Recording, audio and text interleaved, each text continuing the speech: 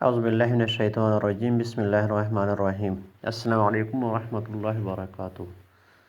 میں ہوں محمد جلیل خان، مخلص ماہر مضمون اردو، اور آپ دیکھ رہے ہیں NGA school and college tuitions coaching academy system کا یوٹیوب چینل۔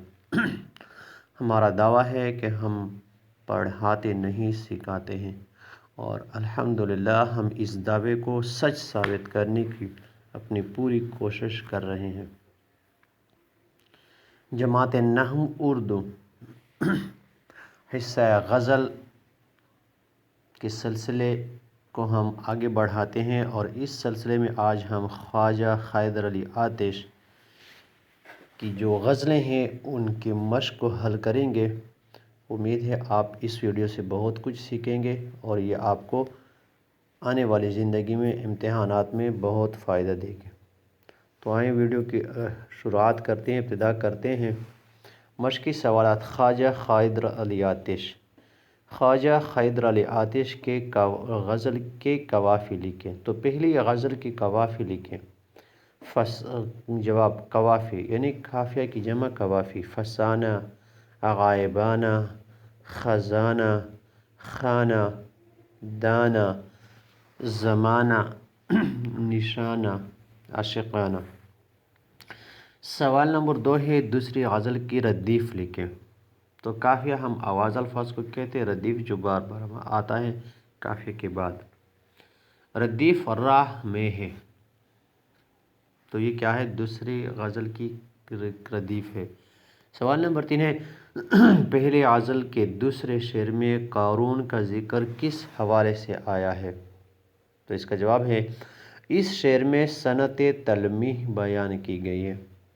صنعت تلمیح سے مراد وہ اصطلاح ہے جس میں کسی تاریخی واقعے کی طرف اشارہ کیا گیا ہو۔ قارون اللہ تعالیٰ کا نافرمان بندہ تھا، جسے اللہ تعالیٰ نے بہت مال و دولت عطا کی تھی، لیکن اپنی نافرمانی کی بدولت اللہ تعالیٰ کے عذاب کا شکار ہوا، اور اللہ تعالیٰ نے تمام خزانوں سمیت زمین میں دھنسا دیا۔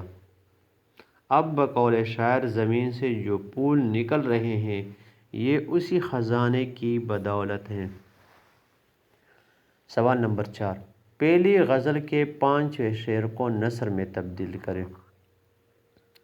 تو یہ مشق میں بھی ہو چکا ہے، یہاں دوبارہ ہم آپ کے لیے اس سوال کو حل کرتے ہیں۔ آپ کے سامنے نثر: اے شکاری، آپ بلبل کو جال میں پھنسانے کی ہرگز کوشش نہ کریں، کیونکہ وہ بذات خود اپنی مرضی، منشا اور رضا سے جال میں پھنس چکا ہے۔ سوال نمبر 5، دوسری غزل کے دوسرے شعر میں کون سی خاص بات بیان کی گئی ہے؟ جواب: اس شعر میں انسان کو فکر آخرت کا درس دیا گیا ہے کہ آخرکار انسان کو عالم فنا سے عالم بقا کی طرف جانا ہی ہے، تو لازم ہے کہ انسان آخرت کی فکر کرے اور نیک اعمال کرے۔ سوال نمبر 6، دوسری غزل کے 5ویں شعر کی تشریح۔ جواب: سفر ہے شرط مسافر نواز بہتر، ہزار ہا شجر سایہ دار راہ میں ہے۔ یہ اس کی تشریح جو ہے حصہ تشریح میں موجود ہے، آپ وہاں پہ دیکھ سکتے ہیں، سیکھ سکتے ہیں۔ سوال نمبر 7، مندرجہ ذیل کس قسم کے مرکبات ہیں؟ بہت اہم سوال ہے، پرچے میں اکثر یہ سوال آتا ہے، تو اس کو سیکھنا چاہیے۔ مرکبات کی جو اقسام ہے، اور عموماً جو مرکب اضافی اور مرکب توصیفی ہے، ان کے درمیان مختصر سا فرق ہوتا ہے، چھوٹا سا فرق ہے، تو اس کو لازمی جاننے کی کوشش کریں۔ جواب: زیر زمین، زمین کے نیچے سے، مرکب اضافی۔ طبل و علم، واو استعمال ہوا ہے، اور واو جو ہے اور کی مختصر شکل ہے، اس کو ہم کہتے ہیں مرکب عطفی، یعنی واو اور سے جب مرکب بنتا ہے تو اس کو ہم مرکب عطفی کہتے ہیں۔ مرکب اضافی کے 3 اجزاء ہیں، مرکب عطفی کے 3 اجزاء ہیں۔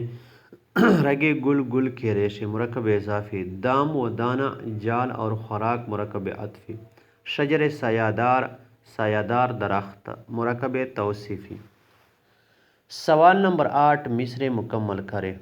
الف، کہتی ہے تجھ کو خلق خدا غائبانہ کیا، غائبانہ کیا، با طبل و علم ہی پاس ہے اپنے نام ملک و مال جیم یوں مدعی حسد نہ دے داد تو نہ دے نمبر دال عدم کے کوچ کی لازم ہے فکر ہستی میں نمبر ہا خدا تو دوست ہے دشمن ہزار راہ میں ہے سوال نمبر 9 یہ اہم سوال ہے، یہ بھی جو نا عموماً آتا ہے پرچوں میں، تو اس کو بھی سیکھ لیں۔ معنی الفاظ کی وضاحت کریں۔ معنی وہ الفاظ جن کے 2 یا 2 سے زائد معنی مراد لیے جاتے ہیں معنی الفاظ کہلاتے ہیں، یعنی جن کا املا ایک جیسا ہوتا ہے لیکن وہ مختلف جو ہے نا ان معنی کے ساتھ استعمال ہوتے ہیں۔ جیسے عالم دنیا کو کہتے ہیں، وہ عالم فنا سے عالم بقا کی طرف کوچ کر گیا۔ عالم حالت وہ بیماری کے عالم میں بھی بلا ناغہ مسجد آتا ہے، اسکول آتا ہے۔ بیت شعر استاد محترم نے ایک بہترین بیت سنایا۔ بیت گھر بیت اللہ شریف روئے زمین پر اللہ تعالیٰ کا گھر ہے۔ امر حکم والدین جو امر کریں ان پر بے چوں و چرا عمل کرنا چاہیے بغیر کسی تردد کے۔ امر کام ہمیں روزمرہ کے امور میں والدین کا ہاتھ بٹھانا چاہیے۔ امر کی جمع امور۔ ضمیر دل کی آواز، جس کا ضمیر زندہ ہوتا ہے وہ کبھی احسان فراموش نہیں ہو سکتا۔ ضمیر اسم ضمیر وہ کلمہ جو اسم معرفہ کی جگہ استعمال ہوا ہو یا ہو جائے اسم ضمیر کہلاتا ہے یا اسم ضمیر کہتے ہیں۔ اب پانی بارش کے بعد پوری زمین اب ہو گئی۔ اب چمک سورج اپنی آب و تاب کے ساتھ چمک رہا ہے۔